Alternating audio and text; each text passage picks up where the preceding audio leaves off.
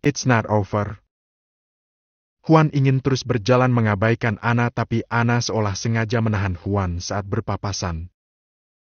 Bang Juan, kok tega banget sih? Ana langsung menghakimi. Juan tak mengerti kenapa Ana bicara seperti itu. Juan hanya menatap dingin, sedikit mengerutkan dahi. Gimana bisa kamu bersenang-senang di atas penderitaan orang tua sendiri? Kamu nikah sama perempuan yang gak direstui sama mereka dan kelihatannya kamu gak merasa bersalah sama sekali. Ana semakin berani menjuju Juan. Urusan kamu apa? Satu pertanyaan saja, dan itu cukup untuk membuat Ana bungkam. Juan tidak menunggu jawaban Ana. Juan lanjut melangkah mengabaikan Ana yang kesal karena tak bisa mempengaruhi Juan untuk setuju dengan kata-katanya. Bukannya Ana mundur, tapi Ana malah merasa tertantang untuk membantu Liliana untuk membuat Juan kembali. Sehebat apa cinta yang kamu rasakan itu sampai bikin kamu buta mata buta hati kayak gini? Kasian banget Tante Lili, aku nggak bisa biarin ini gitu aja. Pikir Ana, dan Ana merasa ketinggalan sesuatu di dalam rumah sehingga ia kembali masuk ke dalam rumah mengikuti langkah Juan.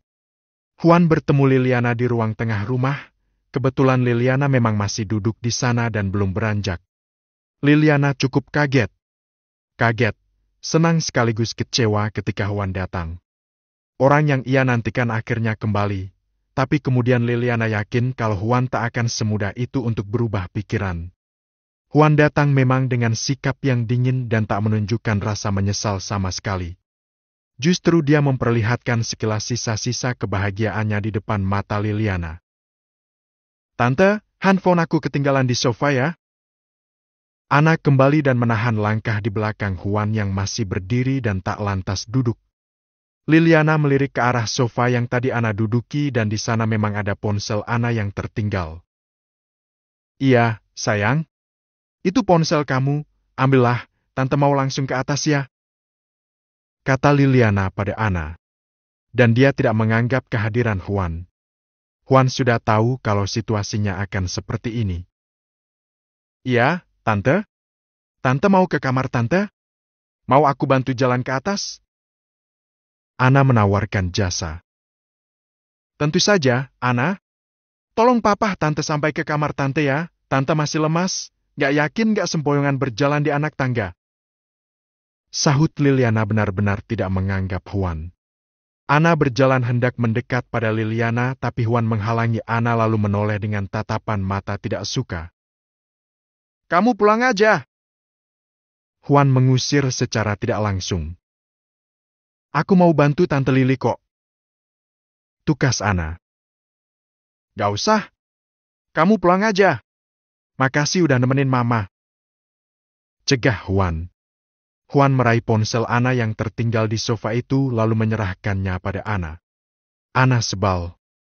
Tapi bukannya jera dengan sikap Juan, dia malah merasa ingin menaklukkannya.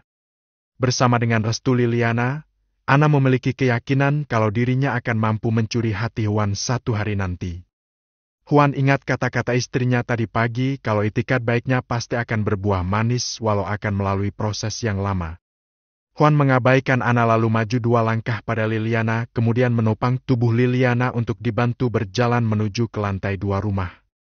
Ana yang merasa akan percuma untuk tetap di sana akhirnya pulang, mungkin akan menyusun rencana lain untuk mengambil satu tempat penting di keluarga Pranata. Jangan pulang sebelum kamu meninggalkan perempuan itu, ucap Liliana pelan namun menusuk. Gak bisa. Kami udah menikah, kemarin. Juan menjawab dengan tegas. Mendengar pernyataan itu langsung dari sumbernya membuat hati Liliana terasa sangat panas. Terus mau apa kamu datang ke sini? Kan jelas, kamu gak usah datang lagi ke rumah ini sebelum kamu ninggalin dia. Sebelum kamu menceraikan dia. Kamu paham kan sama kalimat itu? Juan ingin melawan tapi dia tahan. Kamu menghancurkan hatiku dengan sempurna, Juan. Kamu menghancurkan harapan orang tuamu sendiri setelah ini. Untuk apa kamu kembali kalau kamu gak bisa memperbaikinya? Tempuh saja jalan yang sudah kamu pilih dan jangan memutar langkah untuk pulang ke sini selama kamu masih menuruti hawa nafsu kamu itu. Mamamu ini sudah jengah. Bahkan tak ingin lagi mengakui diri ini sebagai mamamu. Kata-kata Liliana begitu keras. Huan pun kembali putus asa. Kalau bukan karena dorongan Zahran dan Ars, Huan tak ingin datang dan akhirnya seperti ini. Huan sudah memprediksi dari awal kalau sikap Liliana akan seperti ini. Istriku yang menyuruh buat datang ke sini, dia yang memintaku buat tetap mengejar restu darimu. Gak akan pernah. Catat ini, Huan. Gak akan pernah. Bukan karena dia tidak baik, tapi karena Mama gak menginginkan dia yang menjadi istrimu. Jelas? Sudah jelas, kan? Pergilah kalau memang pilihanmu bukan kami. Datang saat kamu sudah bercerai dengan dia. Itu saja. Hati Liliana malah semakin mengeras. Huan benar-benar putus asa. Mungkin cukup hari ini adalah hari terakhir dia berusaha untuk meruntuhkannya. Banyak kata-kata bermakna buruk yang Liliana lontarkan.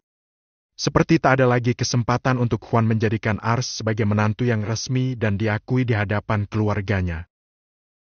Dan satu lagi, katakan pada perempuan itu.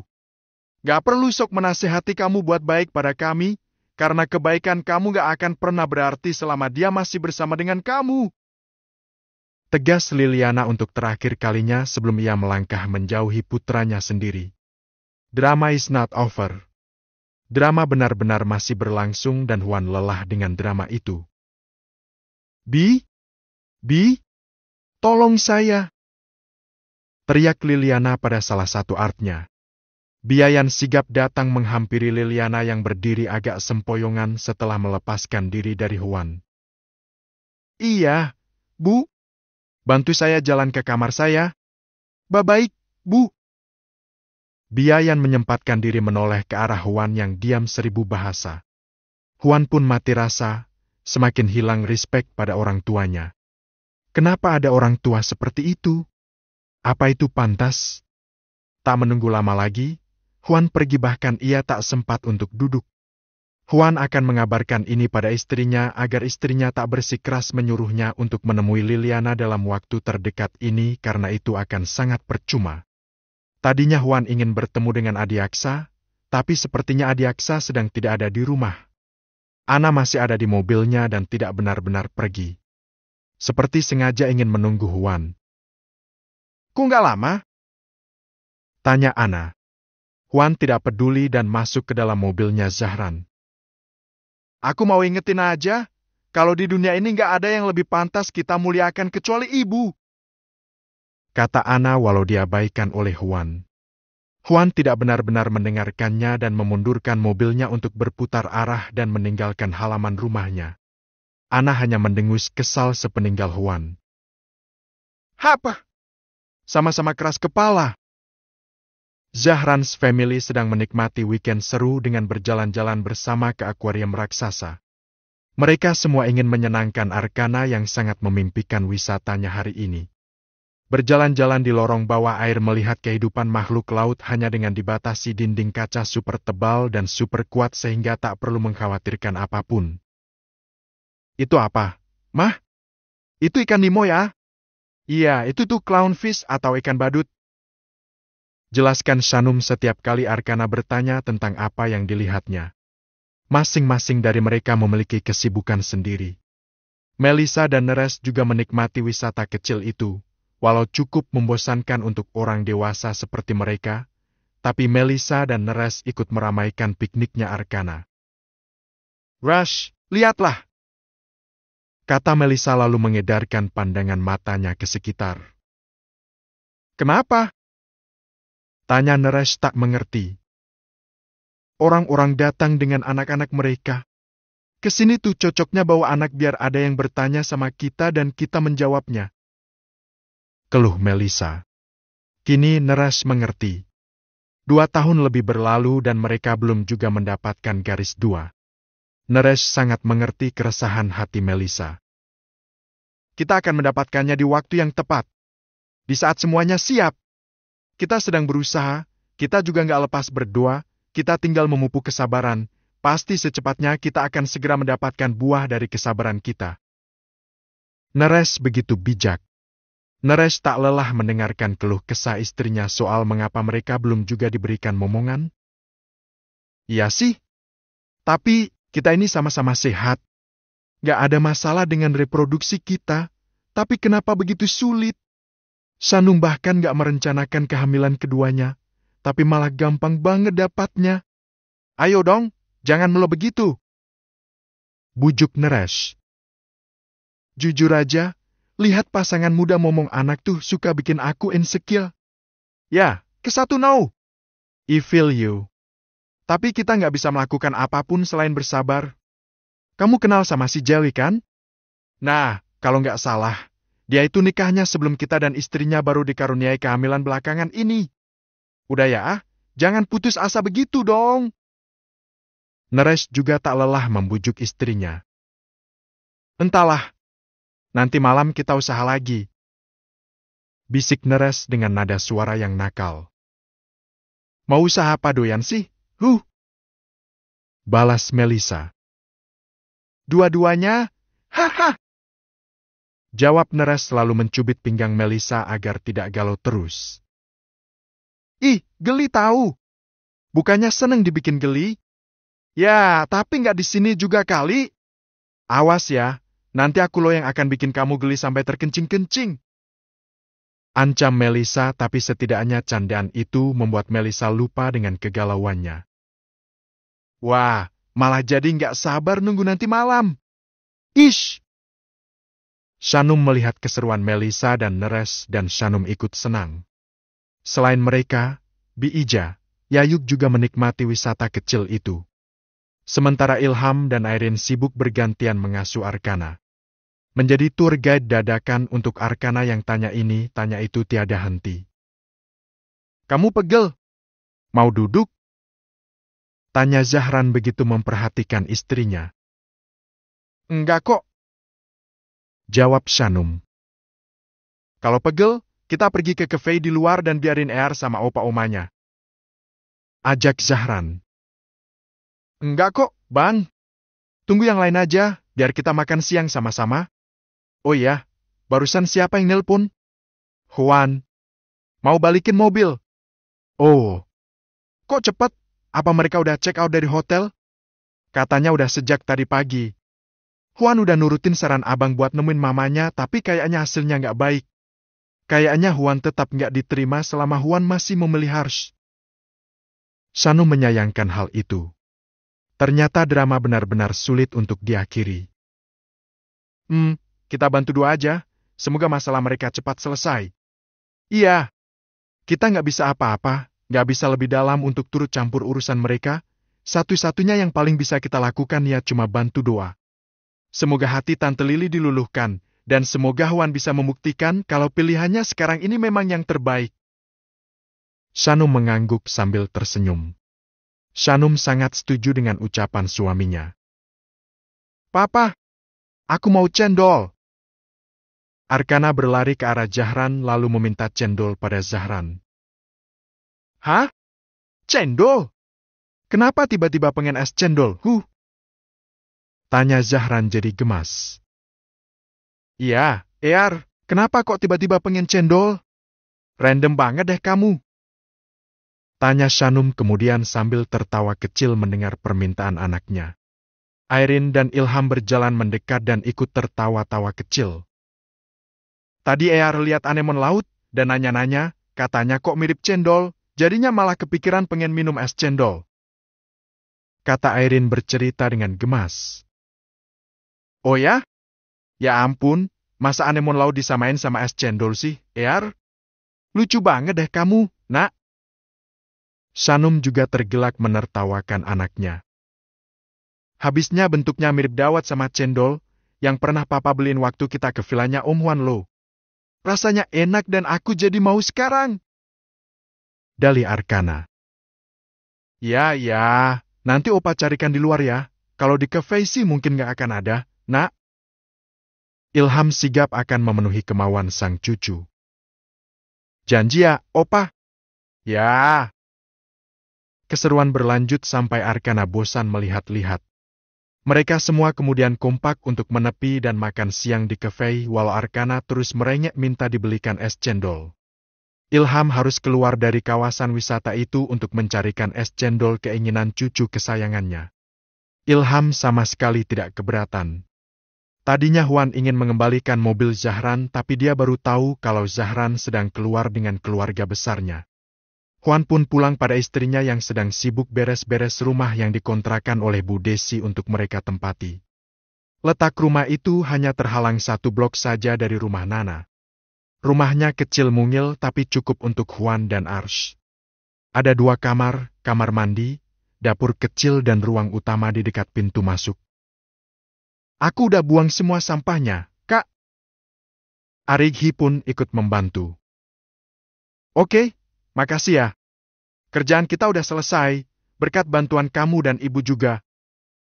Tukas Ars dan bersyukur karena rumah itu sudah beres siap untuk dihuni. Nanti ibu bawakan piring sama gelas dari rumah ya, buat sementara waktu sebelum kamu beli yang baru-baru.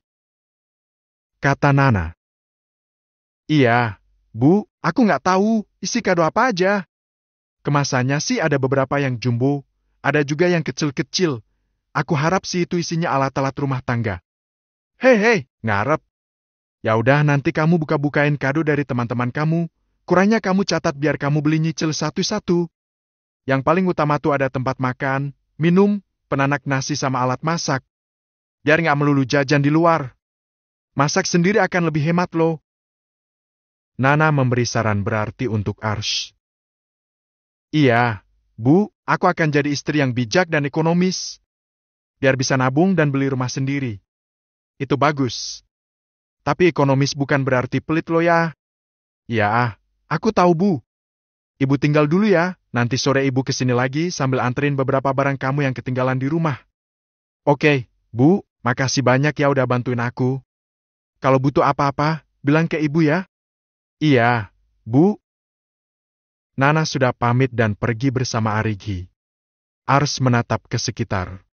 Ada rasa percaya tak percaya kalau saat ini dia sudah memiliki tempat bernaung yang baru bersama orang yang baru. Bukan lagi bersama ibu dan adiknya. Semuanya akan dimulai dari sini, di rumah ini.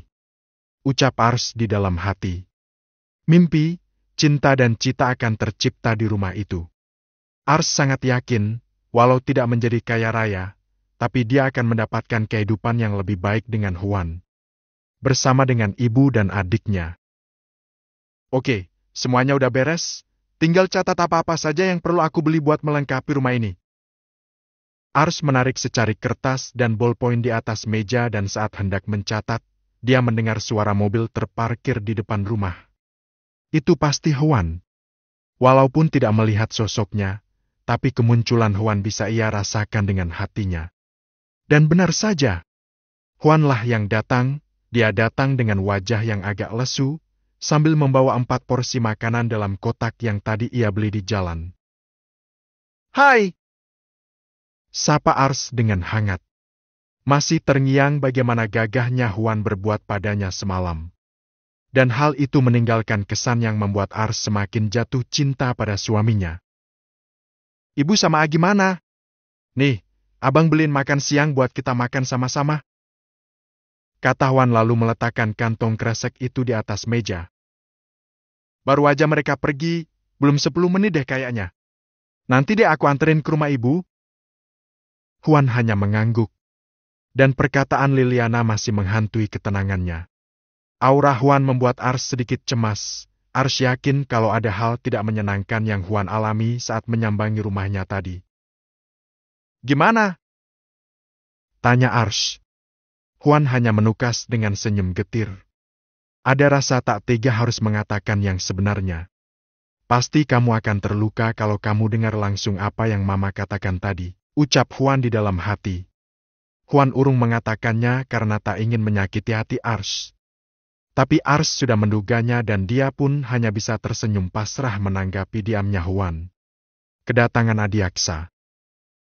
Huan mengizinkan Ars untuk tetap bekerja walaupun sebenarnya dia mau Ars diam di rumah saja. Hanya saja Huan tak ingin terlalu membatasi hal itu karena dia bukan orang kaya lagi yang benar-benar bisa menjamin seluruh kehidupan Ars dan keluarganya. Huan memang sanggup. Huan akan bertanggung jawab pada Ars dan keluarganya, tapi tidak yakin kalau bisa memberikan yang lebih dari kebutuhan sehari-hari.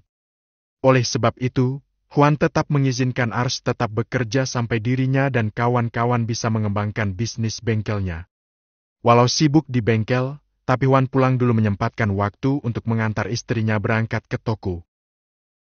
Padahal aku bisa naik angkot loh, Bang. Enggak lah, kalau luang pasti abang antar jemput kamu, kata Huan dengan sigap. Tak sempat masuk dulu ke dalam rumah, Huan langsung memutar arah motornya untuk langsung mengantar ke toko. Ars bangga sekali menatap suaminya itu. Walau sekarang dia sedikit lusuh karena harus bekerja di tempat yang kotor, tapi itu tidak mengurangi kegagahan dan ketampanannya di mata Ars. Bang Huan udah makan siang kan? Tanya Ars lalu naik ke atas motor tepatnya ke belakang Huan. Udah, ayam suwir bikinan kamu enak banget. Jawab Huan lalu memuji bekal yang disiapkan oleh Ars tadi pagi. Beneran? Padahal itu ayam sisa yang gak habis, aku suwir-suwir terus aku bumbuin. Jadi kan gak ada makanan yang terbuang, hehe. Akui Ars selalu terkekeh. Beneran? Tetap enak kok, malahan bikin lagi. Masih ada sisa di rumah buat makan nanti malam kan? Masih ada, nanti Bang Huan tinggal masukin microwave aja beberapa menit ya. Oke. Sesenang ini punya chef di rumah sendiri. Aku seneng deh kalau Bang Huan suka sama masakanku. Abang suka dengan semua tentang kamu. Ih, muji terus ah. Ayo jalan. Dipuji semenit aja, bapernya bisa seharian. Apalagi kalau dipuji terus-terusan, bisa-bisa aku nggak konsen lo kerjanya. Jangan dong. Ya udah makanya jangan dipuji terus. Duh, pengantin baru, gak di mana-mana kerjaannya cekikikan terus. Ujar seseorang yang lewat. Seketika Ars berhenti terkekeh dan jadi malu. Ternyata itu adalah Bu Handoko yang kebetulan sedang lewat ke depan rumah Ars dan Huan. Bu Handoko, habis dari mana, Bu? Sapa Ars. Habis dari grosir sana? Bu Handoko memperhatikan Huan yang tampak berbeda tidak seperti saat masih berstatus pacaran dengan Ars. Oh ya, saya lupa cerita ya kalau pas hari pernikahan kalian saya itu ketemu sama papa kamu, malahan saya numpang ke mobil papa kamu sampai ke lokasi acara. Kata Bu Handoko beralih topik. Ars hanya menyimak, Huan hanya mengangguk pelan tanpa ekspresi berarti. Kamu ini ternyata anak pejabat lo ya. Sempat kaget saya. Tapi sayangnya, pernikahan kalian belum direstui ya? Bu Handoko menyambung ceritanya. Ars tidak nyaman dengan bahasan itu, Huan juga, walaupun Bu Handoko tidak bersikap julid pada keduanya. Saya ngerti sih, mungkin perlu waktu. Yang penting sekarang kalian serius menjalani pernikahan kalian ini. Jangan main-main. Malu sama orang tua kamu kalau sampai kamu gagal dalam pernikahan ini. Bisa-bisa nanti mereka bersorak puas. Ars setuju dengan kata-kata Bu Handoko. Semoga Huan juga meresapi apa yang dikatakan oleh Bu Handoko. Iya, Bu, kami serius kok.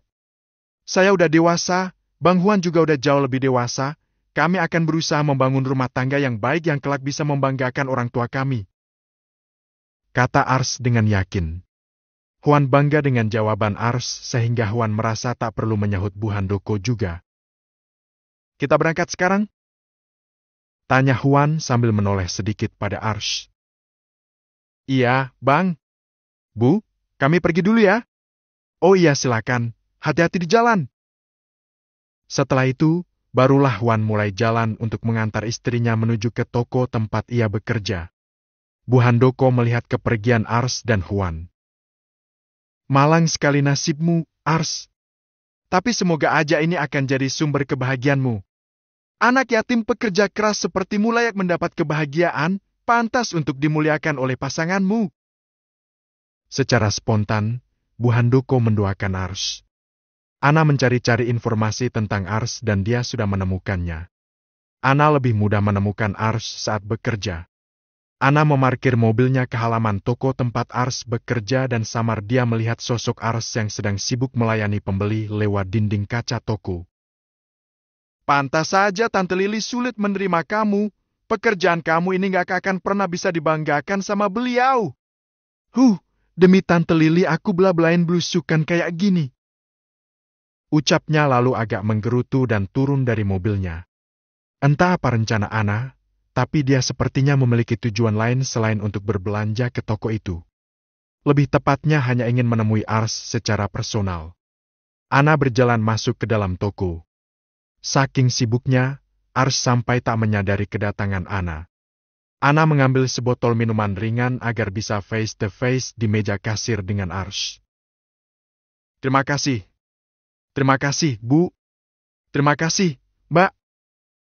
Sampai tiba giliran Ana untuk membayar barulah Ars menyadari kemunculan Ana. Walau baru 2 kali bertemu, tapi wajah Ana cukup familiar untuk Ars.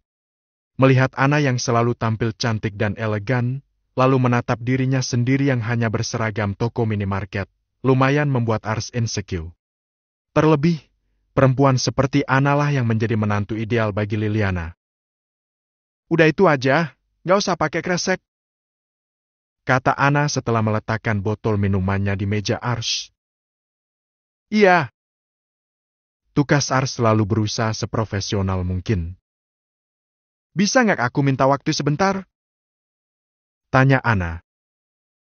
Akunya lagi kerja, Kak. Mungkin kalau di luar jam kerja bisa aja. Jawab Ars. Maybe 5 menit, nggak akan lama kok. Bos kamu mana? Biar aku minta izin langsung sama bos kamu. Perasaan Ars tidak enak. Sepertinya Ana ingin bicara seputaran Juan dan keluarganya. Maaf, Kak. Ucap Ars sesopan mungkin, di dalam toko Ars selalu berusaha menjaga sikap baik-baik. Permisi. Bahkan Ana dengan berani menyapa kepala toko Ars yang sedang mengecek barang di salah satu sudut ruang toko. Ars jadi panik dan tak tahu harus bagaimana. Ih, apaan sih? Mau ngapain dia minta waktu? Gerutu Ars kesal lalu segera menyelesaikan pembayaran Ana. Iya, kenapa? Ada yang bisa dibantu? Tanya kepala toko dengan sangat sopan. Boleh nggak saya minta waktu sama kasir Anda? 5 menit saja. Nggak kemana-mana kok, cuma mau ada yang dibicarain di halaman toko sana. Kepala toko melirik ke arah Ars yang sudah keluar dari area kasirnya dan mendekat ke arah Ana dan si kepala toko. Kalau memang urusannya sangat penting, silakan saja. Tapi nggak bisa lama-lama. Nggak akan lama kok. Terima kasih ya. Ana berbalik dan mendapati Ars sudah ada di belakangnya. Katanya boleh, 5 menit aja. Kata Ana merasa menang. Pak? Tanya Ars pada kepala toko. Boleh, jangan lama-lama ya. Jawabnya. Padahal Ars maunya tidak diizinkan saja. Sebab Ars malas harus bicara 4 mata dengan Ana. Aku belum bayar ya? Berapa? Tanya Ana. Gak usah, sudah aku selesaikan transaksinya. Kak Ana mau bicara apa? Aku harap gak lama, soalnya aku lagi kerja. Ya udah, ikut aku. Ana berjalan lebih dulu dan Ars mengikuti dari belakang. Mereka berhenti di teras toko dan mencari spot yang tidak tersorot kamera CCTV. Aku dengar kamu sama Bang Juan udah resmi nikah ya? Ana memulai obrolan canggung itu. Iya. Kamu yakin? Soal apa? Nikah tanpa restu. Ibuku merestui. Aku dan Bang Juan udah yakin dengan perasaan kami. Aku rasa itu udah cukup. Mungkin restu Bu Liliana dan Pak Adiaksa masih harus menunggu beberapa saat lagi. Ars menjawab dengan sangat yakin. Mungkin kamu gak akan begitu berdosa, tapi gimana dengan Bang Juan? Dia mempertaruhkan hubungannya sama mama papanya. Mama papanya loh! Coba pikirkan itu. Ana cukup memojokkan Ars. Ars hampir goyah tapi dia tak ingin terpengaruh. Kak Ana bicara mewakili Bu Lili ya? Apa beliau sengaja meminta Kak Ana buat menemui aku dan membicarakan ini? Enggak. Aku datang ke sini atas kesadaranku sendiri. Gak ada yang nyuruh. Cuma apa yang terjadi pada Tante Lili itu menggelitik nurani aku. Aku ngerasa miris saja, Restu orang tua menjadi terkesan sepele hanya demi orang seperti kamu. Ars semakin dipojokkan. Ana memang tidak menghina secara langsung, tapi nada bicara dan maksud hatinya cukup jelas bertujuan untuk merendahkan dan menjatuhkan Ars. Memangnya aku kenapa? Aku adalah jawaban dari sholat istikharah Bang Huan. Begitupun sebaliknya. Apa pemikiran kalian sebagai orang kaya sama aja ya? Yang kalian pandang tuh cuma soal strata. Oh wow! Rupanya kamu berani menyahut ya. Kenapa? Di antara Kak Ana dan aku, ada satu hak yang sama. Yaitu hak buat bicara. Ars sudah mulai tersulut dan terpancing dengan perkataan Ana. Pantas saja Tante Lili benar-benar nggak respect sama kamu. Terus, inti dari pembicaraan ini apa? Bisa dipersingkat. Aku harus kembali bekerja. Ars tak ingin terlihat lembek, dia pun memberanikan diri menyahut setiap sinisme Ana dengan cukup lantang. Cuma mau ngingetin aja. Please, kalaupun kamu nggak bisa jadi orang baik, setidaknya kamu bisa jadi orang yang tahu diri.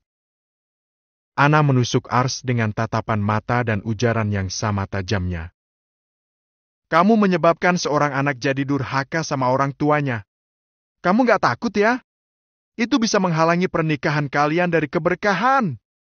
Kelak, kalau kalian diberi anugerah seorang anak, kasihan anak kalian. Gak akan pernah bisa berbaur dengan kakek neneknya. Sadarlah, Arsh, sikap nggak tahu diri kamu itu sudah menghancurkan orang-orang dalam satu keluarga. Barulah Ars terdiam dan tak tahu harus menyahut apa. Dia termakan emosi dan akhirnya malah kalah dengan kata-kata terakhir Ana. Masih ada waktu buat memperbaiki semuanya. Kata Ana untuk terakhir kalinya sebelum dia masuk ke dalam mobil dan pergi tanpa pamit. Ana cukup berhasil meracuni pikiran Ars. Ana juga sukses membuat hati Ars menjadi tidak tenang. Dan sejak itu, konsentrasi Ars benar-benar terganggu. Sampai waktunya pulang pun, Ars lebih banyak diam dan Huan tidak mencurigai apa-apa.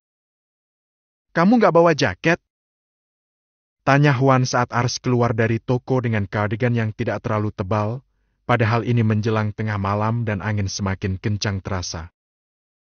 Aku pakai ini. Jawab Ars tidak terlalu fokus.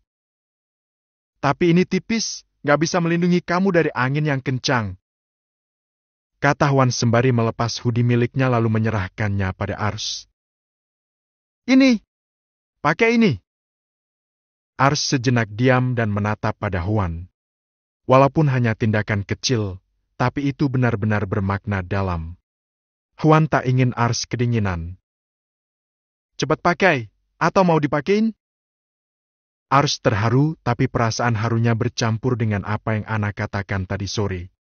Kalau harus jujur, Ars merasa agak goyah saat ini. Dicap sebagai orang yang tak tahu diri membuat Ars merasa tak tenang. Kok malah diam aja sih? Bang Huan pakai lagi aja hoodie-nya, kardigan ini udah cukup kok. Bang Huan juga pasti kedinginan, lagian kan jarak dari sini ke rumah nggak jauh-jauh banget. Jangan nolak, ini perintah. Cepat pakai. Tapi Huan terus memaksa. Kalau sudah begitu, Ars pun tak bisa lama-lama bertahan dengan pendiriannya. Ars memakai hoodie suaminya sehingga ia merasa hangat dan nyaman. Setelah itu Ars duduk di jok belakang, merekatkan jarak dengan Huan yang hanya memakai kaos oblong berlengan pendek. Ars memeluk agar Huan tidak kedinginan. Huan tersenyum dan dia senang karena Ars memeluk tanpa harus diminta. Hanya saja Huan tidak tahu kalau saat ini Ars sedang mengalami pergulatan batin karena kedatangan Ana. Ars juga belum berani untuk bercerita soal itu. Sampai di rumah pun, Ars tidak bercerita dan tak tahu kalaupun harus bercerita, mulainya harus dari mana. Ars pun memendam soal kedatangan Ana dari Huan. Ars yakin kalau Huan pasti akan tersulut emosi dan bisa-bisa melabrak Ana secara barbar. Sungguh Ars tak ingin itu terjadi. Ars ingin merasakan ketenangan, setidaknya beberapa saat sebelum badai kehidupan yang lebih besar lagi datang menghampirinya. Tok. Permisi, Assalamualaikum. Nana yang sedang sibuk mencuci pakaian mendengar ada yang mengetuk pintu dan mengucap salam. Ya, waalaikumsalam, sebentar. Seru Nana lalu mencuci tangannya yang sedikit berbusa. Nana bergegas dan membukakan pintu. Begitu pintu terbuka, seorang pria paruh baya dengan penampilan rapi dan penuh wibawa menunggu di depan pintu rumahnya. Ya, maaf, cari siapa ya? Tanya Nana keheranan. Nana tidak tahu kalau itu adalah besannya. Itu adalah Adiaksa. Nana dan Adiaksa memang belum pernah bertemu. Ini benar rumahnya Ars kan? Tanya Adiaksa. Iya, benar. Saya ibunya. Untuk saat ini Ars sudah nggak tinggal di sini. Sudah pisah rumah dan sekarang tinggal sama suaminya. Tukas Nana sama sekali tak mencurigai sosok Adiaksa. Boleh saya tahu di mana rumah mereka? Boleh minta alamatnya? Nana mulai mencurigai sosok tamunya. Siapa dia? Tanya Nana dalam hati. Aura Adiaksa memang membuat Nana menjadi agak segan. Boleh. Gak jauh dari sini kok. Tapi ngomong-ngomong, Anda ada keperluan apa ya sama putri saya? Tanya Nana dengan lugas dan sopan. Saya Adiaksa, papanya Huan. Nana terperanjat. Sungguh ia tak menduga kalau pria berwibawa yang tiba-tiba bertamu padanya itu adalah besannya. Ada rasa takut dan meragu. Nana takut kalau putrinya akan diintimidasi lagi, sama seperti yang Liliana lakukan waktu itu. Maaf, saya tidak mengenali Anda. Nana agak tertunduk. Ini karena tak ada komunikasi yang baik di antara keluarga kita. Maaf. Saya nggak kenal dengan Anda, tapi saya tahu sedikit tentang kasus suami Anda. Cukup ironis ya, pejabat terhormat mengalami keruntuhan ekonomi yang sangat drastis, tapi di satu sisi saya salut, kalian masih bisa bertahan dan berpijak di atas kaki kalian sendiri. Kalau mau bicara soal itu, silakan masuk, nggak baik membicarakan hal sesensitif itu di ambang pintu seperti ini. Nggak usah, terima kasih. Salam kenal saja ya. Nana belum bisa membaca sikap Adiaksa. Antara sinis tapi juga lumayan welcome. Nana jadi kebingungan. Adiaksa melihat jarum jam di pergelangan tangannya. Dia sepertinya memiliki waktu yang tidak banyak. Waktu saya nggak banyak, apa Anda bisa mengantar saya ke rumah Huan dan Ars? Pinta Adiaksa. Boleh. Tapi, siapa yang ingin Anda temui? Nahwan kah? Atau Ars? Kalau jam segini, Nahwan lagi di bengkel. Saya mau menemui keduanya. Saya mau pamit, beberapa jam lagi saya harus kembali ke Kanada. Oh begitu ya? Baiklah, mari saya antar. Nggak terlalu jauh dari sini kok. Nana harap kedatangan Adiaksa bukan untuk menjatuhkan mental Ars. Walaupun masih meragukan, tapi Nana merasa kalau Adiaksa tidak akan sekeras Liliana. Nana mengunci pintu rumah lalu mempersilakan Adiaksa untuk mengikuti langkahnya menuju ke rumah Ars yang hanya sekitar 50 meter saja dari rumahnya. Sambil berjalan, Adiaksa melihat-lihat lingkungan yang ia lalui. Bukan kawasan real estate yang menyediakan kemegahan, hanya lingkungan sederhana dengan orang-orang yang ramah. Wah, Bu Nana itu lagi jalan sama siapa? Siapa ya? Asing sekali orang itu. Para tetangga yang dilewati hanya bertanya-tanya dan bertegur sapa seperlunya dengan Nana yang sedang merasakan perasaan yang tak menentu. Itu rumahnya, Pak. Mereka sudah semakin dekat dan akhirnya tiba di depan rumah kecil itu. Terima kasih sudah mengantar. Kata Adiaksa seolah mempersilahkan Nana untuk kembali saja ke rumahnya. Sama-sama, Pak. Nana tak lekas pergi dan jadi mengkhawatirkan Ars. Nana takut kalau Adiaksa sama seperti Liliana. Jaga Huan baik-baik.